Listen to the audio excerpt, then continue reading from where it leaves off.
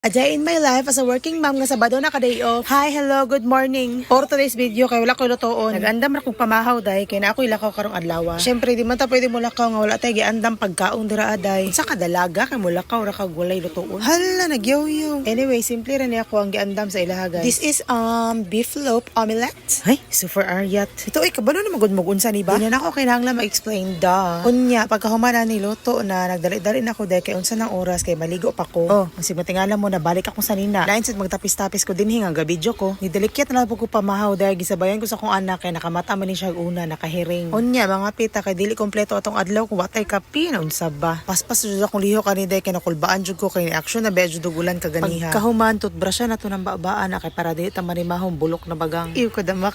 Tapos sa gatiman na ta sa tumbuhok kay dili pwede na mangal kag atong buhok ani kay special event ni. Actually akong plano magkulot-kulot ko og hair kay para lahi na pod oy. Unya unsa man pagkulot-kulot no ana may oras. Ya outfit check din ta mga miga. Nga na jud unta ni siya bao kaso kasal man atong adtuan so tabunan lang sa. Wawa naman. Yes, you heard it right. Kasal atong adtuan. That means taas-taas gini atong video karon for the first time. Unya pagkatapos nagpagwapa na lang sad ko gamay. Char og makeup kay para magbukang tao pud ta uy. But FYI, I don't wear makeup ha just to impress others. I wear makeup for myself. Da, English, ganon. So back to the video. Happy to ko mahuman diri. Lipstick gamay para di mangluspad. And here's the final look. Ganda yarn. Charot. So karon commute rami guys no. Kaya watay pang taxi. Awa na madam diri veterans kaayo sa jeep tag makeup. Tapos naabot na kita sa tong venue. Mao ni sila tong main character for today's video guys. Chris, John and Anna. Hoy mag-hi kayo kay nag-vlog ako. Hoy. Sige na kay feeling vlogger ba ako. Kay magsugod naman ang event no. Ipaso nag-una si pastor. And then ang parents of the group. Tapos the groom himself. Tapos gihatod na siya sa altar sa iyang parents. Ang sunod ni Rampaday kay ang mother or father sa ato ang bride. Then last but not the least ang pinaka main character for today's video. Day tanawa lang unsa ka gwapo na atong bride ba yun. Kay lakag murag kami ang parents kay nagtiri ay jud mi ani higayuna. Pwede nga. Bito uy wa sir. Nalipay jud mi para sa mong amiga. Anyways, the raw footage of the event paminawa ninyo para malingaw mo.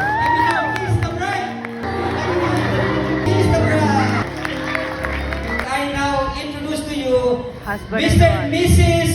Christian and Anna Buyo. Congratulations!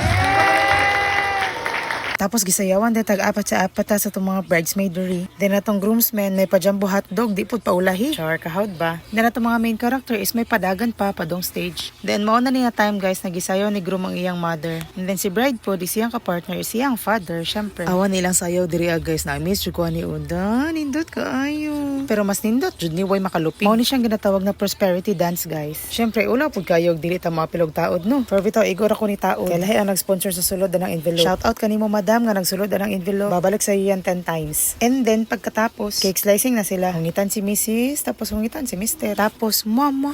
And then diri dahil sa itong favorite part. Uy, ang kainan time. Tara guys, mukbang kay Kutoy na.